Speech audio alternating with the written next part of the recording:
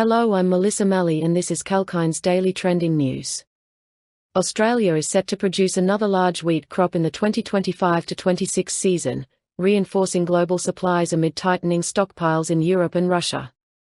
The Australian Bureau of Agricultural and Resource Economics and Sciences, ABARES, projects a harvest of 30.5 million tonnes, about 10% lower than the previous season but still 15% above the 10-year average. Favorable soil moisture levels in key growing regions could prompt farmers to expand planting, supporting higher yields. ABARES also revised its estimate for the 2024-25 wheat crop upward by 7% from December's forecast. As a major wheat exporter, Australia's robust output is expected to ease supply constraints in global markets, which have been affected by lower production in the European Union and Russia. That's the latest from Kalkine's Daily Trending News.